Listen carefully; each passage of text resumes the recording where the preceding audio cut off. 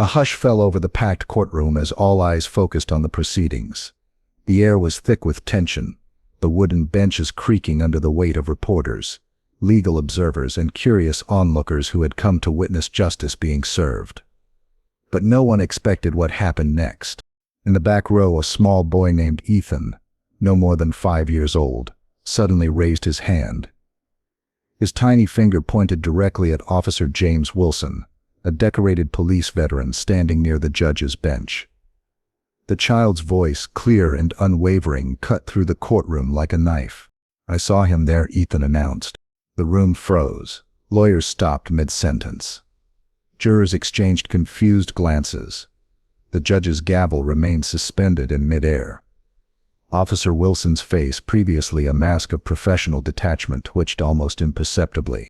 What had been a straightforward trial against Michael Thompson, a local handyman accused of assault and robbery, suddenly veered into uncharted territory. The child's simple statement threatened to unravel not just this case, but possibly expose corruption within the very system designed to protect the innocent. The judge cleared her throat, clearly thrown by this unexpected development. Court reporters leaned forward in their seats, pens poised above notepads. Even the bailiff, typically stoic, shifted uncomfortably by the door. What did this young boy see? What truth is about to emerge from the most unexpected witness? Stay with us as this story unfolds, and share your thoughts in the comments about what you think might happen next in this shocking courtroom drama. The courtroom buzzed with whispers as all eyes shifted between young Ethan and Officer Wilson. In the defendant's chair sat Michael Thompson, a 29-year-old carpenter from the east side of town. His shoulders hunched forward, hands clasped tightly in his lap as he stared at the polished wood floor. The dark circles under his eyes told the story of sleepless nights spent in a cell, waiting for this day. Michael had been accused of violently attacking and robbing Patricia Winters, a 72-year-old retired schoolteacher, as she walked home from her weekly bridge game.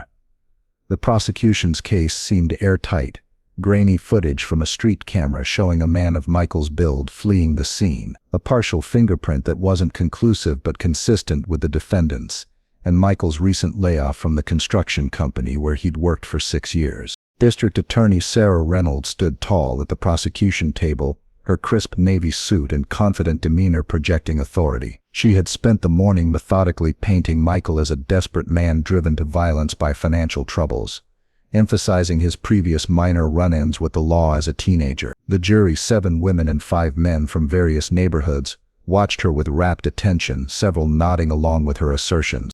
"Ladies and gentlemen," Reynolds had said just moments before Ethan's outburst, "the evidence clearly shows that on the night of March 15th, Mr. Thompson saw an opportunity and took it, leaving an elderly woman injured and traumatized." In the gallery, Olivia Carter shifted uncomfortably in her seat. The 34-year-old bakery owner hadn't wanted to be here, but she'd been subpoenaed as a witness. Her shop stood just across from where Patricia had been attacked, though Olivia maintained she hadn't seen anything definitive, just shadows moving in the darkness. Beside her sat Ethan, her son, quietly playing with a small action figure, until his attention had suddenly locked onto Officer Wilson. Wilson stood near the courtroom wall, his uniform pressed and medals gleaming under the fluorescent lights. At 45, he was a respected veteran of the force with 15 years of service and a reputation for cleaning up the toughest neighborhoods. His testimony earlier that morning had been delivered with unwavering certainty. He'd been first on the scene, had secured crucial evidence, and had personally arrested Thompson at his apartment 2 days later. Defense attorney Robert Martinez had tried to poke holes in the case, pointing out the poor quality of the surveillance footage and questioning why no weapon had been recovered. But his arguments seemed to falter against Wilson's commanding presence and the prosecution's narrative. Now, with Ethan's finger pointed directly at Wilson and his innocent declaration hanging in the air, the carefully constructed case began to crack. The judge, Honorable Eleanor Wright, a stern woman with silver-streaked hair and 20 years on the bench, tapped her gavel lightly. "Young man," she addressed Ethan, her voice gentler than it had been all morning. "What do you mean?" The courtroom collectively held its breath. Olivia reached for her son's arm, her face paling as all attention turned to them. Officer Wilson remained statue still, but those closest to him noticed a muscle twitching in his jaw and a subtle shift in his stance, almost like a boxer preparing for a blow. Michael Thompson, for the first time that day, lifted his head. His eyes, previously downcast in resignation, now held a flicker of something new, hope. What truth did this child see that everyone else missed? How will this unexpected testimony change the course of justice? Follow this gripping courtroom drama as it unfolds, and let us know in the comments what you think might be revealed next. The silence that followed Ethan's declaration was deafening. For 3 heartbeats, the entire courtroom seemed suspended in time. Papers stopped rustling.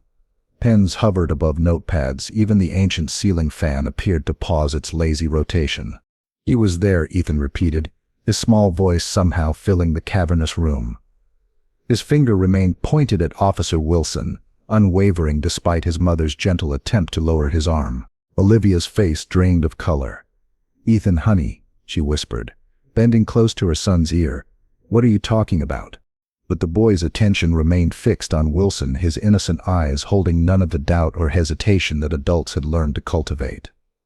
The pure, unfiltered certainty of a child who simply states what he sees cut through the courtroom's practiced decorum. District Attorney Reynolds froze mid-stride, her legal pad clutched against her chest. Defense Attorney Martinez straightened in his chair, suddenly alert like a bloodhound catching a scent. The jurors exchanged glances, their expressions a mixture of confusion and curiosity. Officer Wilson stood perfectly still, his posture military straight.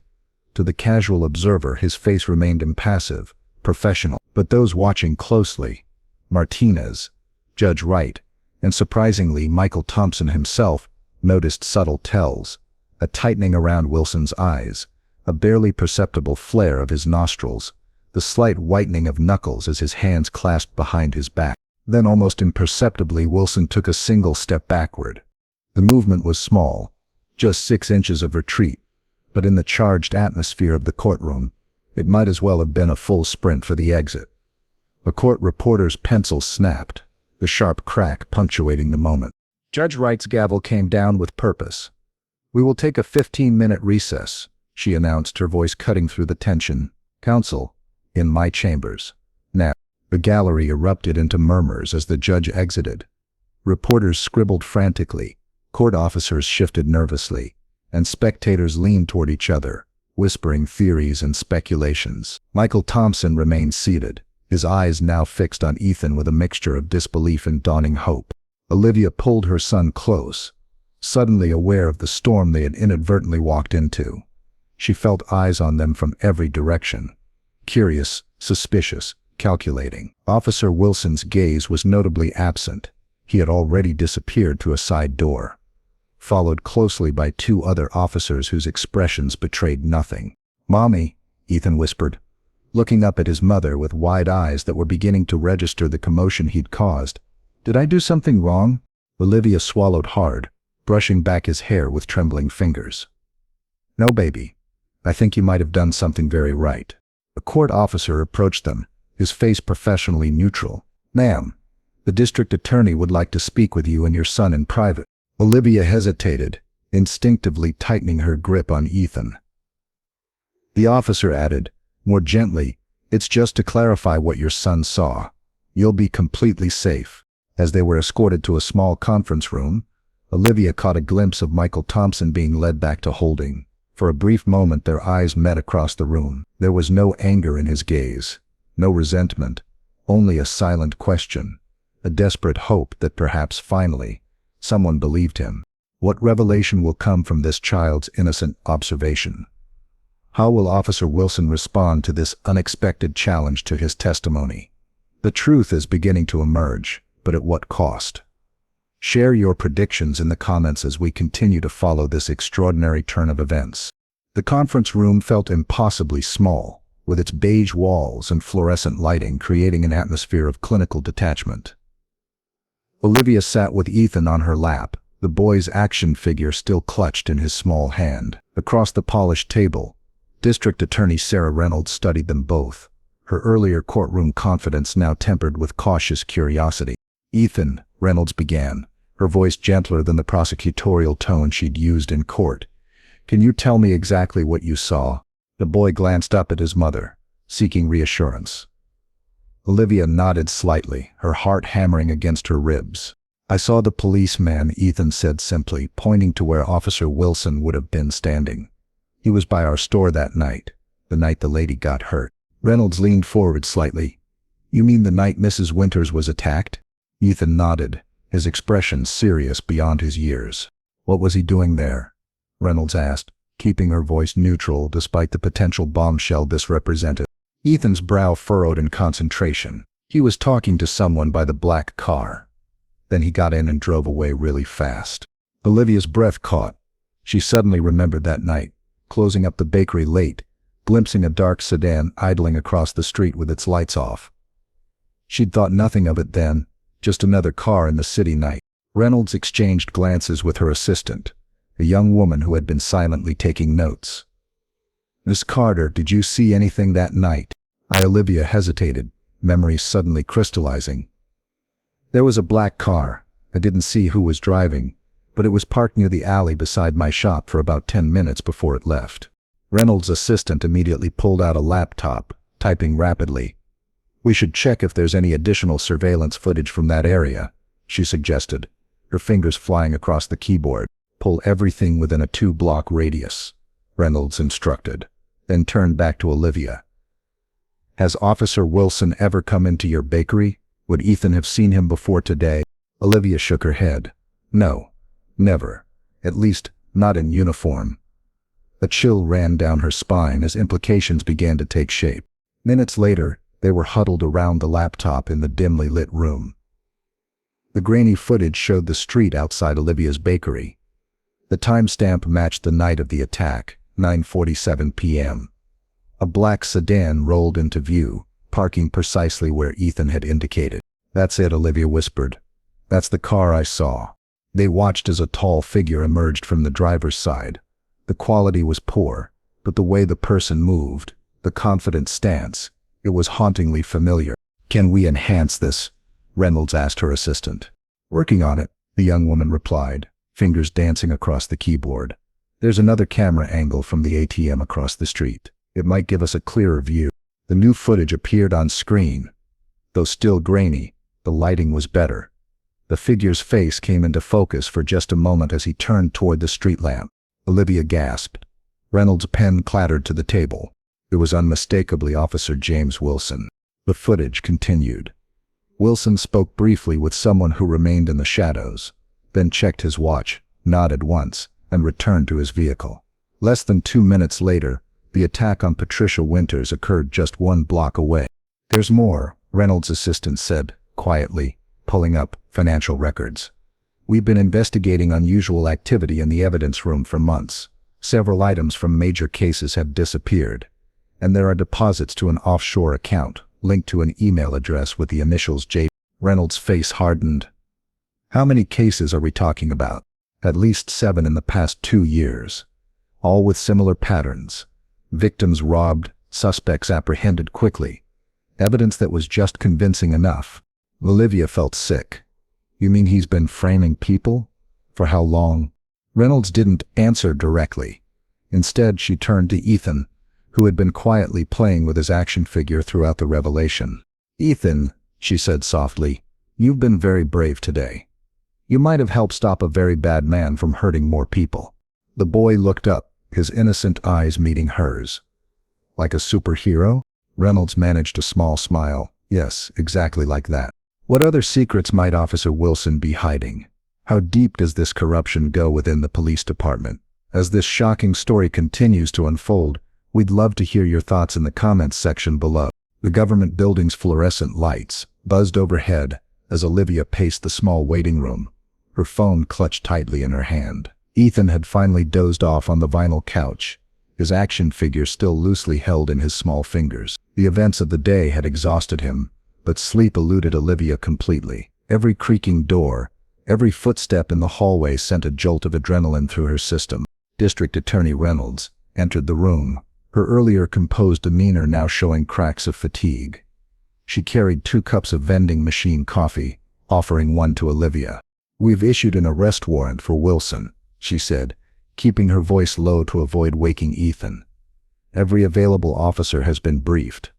His home is under surveillance, but she hesitated, taking a sip of the bitter coffee. But what? Olivia pressed, the knot in her stomach tightening. He's not there. Hasn't been home since he left the courthouse. Reynolds' expression darkened. He knows we're on to him, which makes him dangerous. Olivia instinctively glanced at her sleeping son. What happens now? You and Ethan stay here tonight. We've arranged secure accommodations on the 3rd floor. Armed officers at every entrance. Reynolds placed a reassuring hand on Olivia's shoulder. I promise you, you're safe here. Olivia nodded, though the fear lingering in her chest suggested otherwise. She knew what Wilson was capable of. A decorated officer with years of experience and evidently a talent for framing innocent people. If he could orchestrate elaborate setups that fooled the entire justice system, what else might he do when cornered? As if reading her thoughts, Reynolds added, We've also placed officers at your bakery and your sister's house. All bases covered. Olivia's head snapped up. My sister? I was supposed to call her after court today. She fumbled with her phone, fingers trembling as she dialed. The call went straight to voicemail. She's not answering. Reynolds frowned, immediately pulling out her own phone. What's her address? Olivia rattled it off, panic rising in her throat. I told her we might stop by after court. What if Wilson heard me? What if he thinks we're there? Reynolds was already speaking rapidly into her phone, dispatching units to the address. The minutes that followed stretched like hours.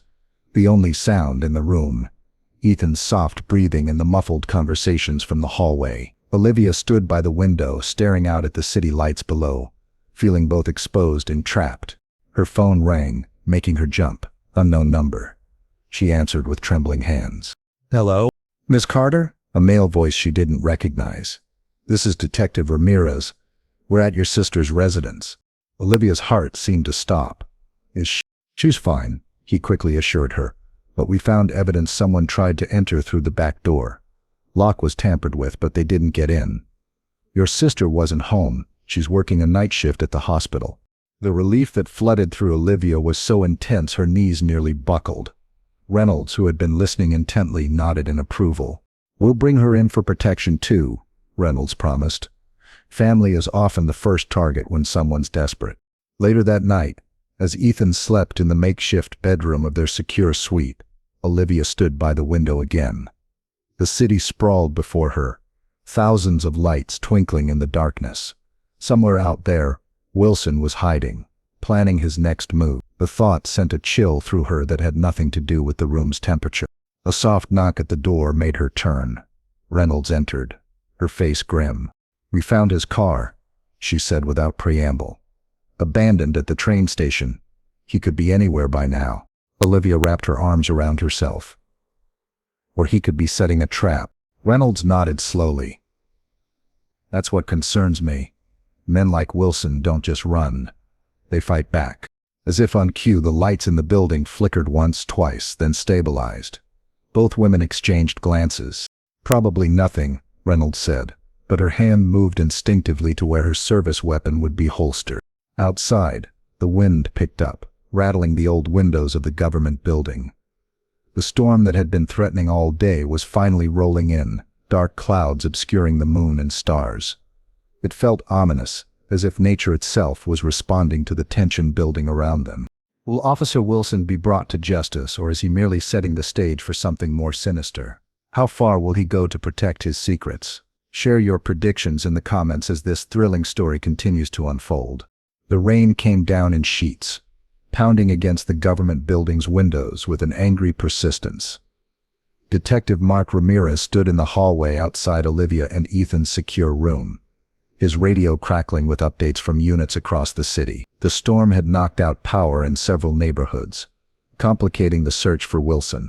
We need to move them, Reynolds told Ramirez, keeping her voice low. This location may be compromised. Ramirez nodded grimly. I've got a secure vehicle in the underground garage. We can take the service elevator, fewer cameras, less chance of being tracked. Inside the room, Olivia quickly packed the few belongings they had, gently waking Ethan. The boy rubbed his eyes sleepily, clutching his action figure as his mother helped him into his jacket. Are we going home? He asked. his voice small and hopeful. Olivia forced a smile. "Not yet, sweetie. We're going on another little adventure first." Reynolds entered, her expression carefully controlled. "The car's ready. We move in 5 minutes." The service elevator was old and creaked ominously as it descended to the parking garage. Ethan pressed against his mother's side, sensing the tension radiating from the adults around him. Ramirez stood at the front, hand resting on his holstered weapon, while 2 uniformed officers flanked them protectively. The garage was dimly lit, concrete pillars creating pockets of deep shadow. Their footsteps echoed in the cavernous space as they moved swiftly toward a waiting, unmarked SUV. Rain drummed against the concrete ceiling above, the sound oddly muffled in the underground space. "Stay close," Ramirez instructed, scanning the area as one of the officers moved ahead to secure the vehicle.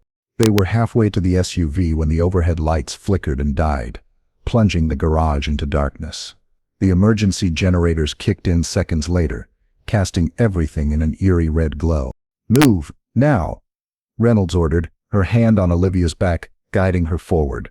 The officer who had gone ahead suddenly raised his hand in warning. "Vehicle approaching, east entrance." Ramirez cursed under his breath. That entrance should be locked down. Through the red-tinged darkness, headlights appeared. A sedan moving slowly into the garage, its engine purring quietly. It stopped, blocking their path to the SUV. "Get behind me," Ramirez commanded, drawing his weapon as the other officers did the same. Olivia clutched Ethan to her chest, backing against a concrete pillar. For a moment, nothing happened. The sedan sat idling, its headlights illuminating the swirling dust motes in the air. Then the driver's door opened slowly. "Police, show your hands," Ramirez shouted, his voice echoing off the concrete walls. A figure emerged from the vehicle, hands raised. Not Wilson, a woman in a security uniform, her face pale with fear. I was told to move a vehicle," she stammered. "My supervisor said." A screech of tires from the opposite entrance cut her off. A black SUV identical to their intended escape vehicle barreled into the garage, headlights off, moving with terrifying purpose. "It's a diversion," Reynolds realized, already pulling Olivia and Ethan toward cover. "He's here." The black SUV accelerated, aiming directly for their position. Ramirez and the officers opened fire, bullets pinging off the vehicle's frame. The security guard screamed, diving for cover behind her sedan. "The stairwell," Reynolds shouted, pointing to an emergency exit. "Go." Olivia ran, Ethan in her arms, the boy's face buried against her shoulder. Behind them, the SUV crashed into a parked car, metal screaming against metal. More gunshots echoed through the garage. They burst through the stairwell door, Reynolds right behind them. The concrete stairs stretched upward in a dizzying spiral, emergency lights casting everything in that same blood-red glow. "Up, quickly," Reynolds urged, her weapon drawn. "Backup is on the way." They climbed, their footsteps thundering on the metal-edged stairs. Below, the door banged open again. Heavy footsteps followed. "Faster," Reynolds whispered, her face tense with concentration. They reached the next landing when sirens wailed in the distance, growing louder. The footsteps below hesitated, then retreated. Moments later, they heard the garage door opening, tires squealing on wet pavement. Ramirez appeared in the stairwell, blood trickling from a cut on his forehead. "He's gone. Are you all right?" Olivia nodded, her arms still tight around Ethan. The boy looked up at her, his eyes wide but remarkably calm. "Was that the bad man?" he asked softly. "Yes," Olivia whispered, "but he can't hurt us. These people won't let him." Outside, the storm continued to rage, lightning occasionally illuminating the sky through the small stairwell windows. In its brief flashes, the city looked washed clean, but Olivia knew better. Somewhere out there, Wilson was still hunting them. How far will Officer Wilson go to silence the truth? Who else might be involved in his web of corruption? The stakes continue to rise in this thrilling story. Share your thoughts and theories in the comments below. After what felt like an eternity, the sirens outside finally signaled the arrival of backup. Officers filled the stairwell, their flashlights cutting through the darkness like beacons of hope. Reynolds stepped forward, briefing them quickly about the situation. "Secure the perimeter," she commanded. "Wilson is still at large and we need to ensure these civilians are safe." Olivia clutched Ethan tightly, her heart racing as she watched the officers spring into action. The chaos of the garage felt like a distant memory, replaced by the stern professionalism of the law enforcement officers who had come to protect them. The lead officer, a tall man with graying hair, approached them. "Ma'am, we need to get you and your son to a safe location," he said, his voice steady but urgent. "We have a secure van waiting outside." "Is it safe?" Olivia asked, glancing back at the stairwell door. The thought of being exposed in the open made her stomach twist. "It is as safe as we can make it," the officer assured her. "We have units stationed all around the building. We won't let anything happen to you." With a nod, Olivia followed the officer, her grip on Ethan firm as they descended the stairs. The flickering emergency lights cast an eerie glow, but the presence of the officers reassured her. As they reached the ground floor, the air felt charged with tension. Officers were moving quickly, communicating over radios and preparing for any potential confrontation with Wilson. Outside, the rain had turned into a torrential downpour, the world beyond the government building obscured by sheets of water. The secure van sat idling at the curb, its doors wide open. Reynolds motioned for Olivia to hurry. "Get in. We'll follow right behind you," she urged. Olivia climbed into the van. Ethan nestled in her arms. The interior was surprisingly warm, a welcome contrast to the cold, wet air outside. The driver, a serious-looking officer, nodded at her before focusing on the road. As the van pulled away from the curb, Olivia glanced back at the building. She could see Reynolds coordinating with other officers, her figure a silhouette against the flashing lights. A wave of gratitude washed over Olivia. They were doing everything they could to protect her and Ethan. "Where are we going?" Ethan asked, his voice small in the confines of the van. "To a safe place, honey," Olivia replied, stroking his hair gently. "You're going to be just fine." But as they navigated through the rain-soaked streets, Olivia couldn't shake the feeling of impending danger. She remembered the way Wilson had transformed from a respected officer to a figure of terror. If he was capable of framing innocent people, what else might he do to silence anyone who threatened to expose him? The van turned onto a quieter street, away from the chaos of the city center. Olivia's heart thudded in her chest as they approached a nondescript building. Reinforced windows and a heavy door suggested that this was more than just a temporary safe house. Upon arrival, the officer in front opened the door and gestured for them to enter. Inside, the atmosphere was stark and utilitarian. Plain walls, minimal furniture, but it had the feel of a secure location. Reynolds was already there, talking with other officers about their next steps. "We're going to set up a command center here," Reynolds explained when she saw Olivia. "We need to track Wilson down before he can disappear completely." As they settled in, Olivia felt a mix of anxiety and relief. She knew the fight for justice was far from over. Wilson was still out there, and the corruption he represented extended beyond just himself. The thought of other innocent lives being affected by his actions fueled her determination. "What happens next?" Ethan asked, breaking her reverie. "We're going to make sure the bad guy can't hurt anyone else," Olivia said firmly, looking directly into her son's eyes. "And I promise you, we'll get through this together." The tension in the room was palpable as Reynolds briefed everyone on the plan. Officers were dispatched to investigate Wilson's last known whereabouts, and others were tasked with reviewing surveillance footage to piece together his movements. "Get ready," Reynolds instructed. "If he's out there, it won't be long before he tries to make a move." As Olivia listened, she felt a surge of resolve.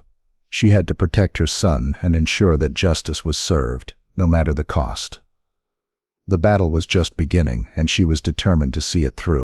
How far will Olivia go to safeguard her family? What will it take to bring Wilson and his network to justice? Join the conversation in the comments as this gripping story unfolds further. 3 days later, Olivia stood at the back of the courtroom, her hand resting protectively on Ethan's shoulder. The room was even more crowded than before, packed with reporters, legal observers, and curious citizens who had caught wind of the explosive corruption case that had rocked the city's police department.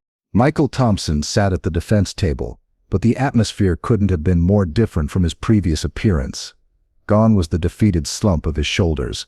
Instead, he sat tall, His eyes clear and focused as his attorney, Robert Martinez, spoke quietly in his ear. Judge Wright entered, and the room rose in unison. Her face betrayed no emotion as she took her seat and adjusted her robes, but there was a new sharpness in her gaze as it swept across the courtroom. In light of the new evidence presented to this court, she began, her voice carrying to every corner of the room. I am dismissing all charges against Michael Thompson, effective immediately. A collective gasp rippled through the gallery, followed by scattered applause that the judge quickly silenced with a rap of her gavel. Furthermore, she continued, I am ordering a full investigation into the conduct of Officer James Wilson and any other members of the department who may have been involved in this miscarriage of justice. On the prosecution side, District Attorney Reynolds nodded in agreement. The case against Wilson had grown stronger by the hour. After his failed attempt to reach Olivia and Ethan, he had tried to flee the state, only to be apprehended at a bus terminal in the early hours of the morning. His arrest had been the first domino to fall, leading to the discovery of offshore accounts, tampered evidence, and a network of corruption that had ensnared several other officers. The defendant is free to go, Judge Wright declared, bringing down her gavel with finality. Michael Thompson stood, momentarily unsteady, as the reality of his freedom washed over him. Martinez gripped his shoulder in congratulation, while across the aisle, Reynolds approached to offer a formal apology on behalf of the district attorney's office. Reporters surged forward, cameras flashing and questions overlapping in a cacophony of excitement. Olivia guided Ethan toward the side exit, wanting to avoid the media frenzy, but not before catching Michael's eye across the room. He nodded once in their direction, a simple gesture that conveyed more gratitude than words ever could. In the hallway outside, Reynolds caught up with them, her face showing the strain of the past few days, but also a fierce satisfaction. Wilson's talking, she informed them quietly. Trying to cut a deal. We've already identified 3 other cases where innocent people were convicted based on his fabricated evidence. Olivia felt a weight lift from her shoulders. So they'll be freed too. Reynolds nodded. We're reviewing every case he ever touched. It's going to be a long process, but we're committed to making it right. Ethan tugged at his mother's hand. Did we help the man who was in trouble? Olivia knelt down to his level, brushing his hair back from his forehead. Yes, sweetheart. You helped in a very big way. You were very brave. The boy beamed, clutching his action figure, the same one he'd been playing with when he first spotted Wilson in the courtroom. Like a real superhero? Exactly like that, Reynolds affirmed, her professional demeanor softening as she addressed the child. Sometimes the bravest heroes are the smallest ones. Outside the courthouse, life in the city continued. The storm had passed, leaving behind clear skies and puddles that reflected the sunlight. As they descended the steps, Olivia noticed Michael Thompson standing by the street, breathing in his first moments of freedom. Their eyes met briefly, and he smiled, a genuine expression of gratitude that transformed his tired face. Mom, Ethan said, pointing excitedly. That's him, the man we helped. Yes, it is, Olivia replied softly. Can I say hello? After a moment's hesitation, she nodded. They approached Michael, who knelt down to Ethan's level. Thank you, he said simply, his voice thick with emotion. Both of you. Ethan, with the straightforward honesty of a child, replied, You're welcome. I just told what I saw. Michael nodded, understanding the profound truth in those simple words. Sometimes justice needed nothing more than someone willing to speak up about what they had witnessed. As they parted ways, Olivia felt a renewed faith in the system that had nearly failed so many. It wasn't perfect, far from it, but as long as there were people willing to stand up for truth, there was hope. What other stories of justice and courage are waiting to be told? How many more lives might be changed by one person's willingness to speak up? We'd love to hear your thoughts in the comments below. And don't forget to subscribe to Flourishing Tales for more powerful stories that remind us of the difference one voice can make.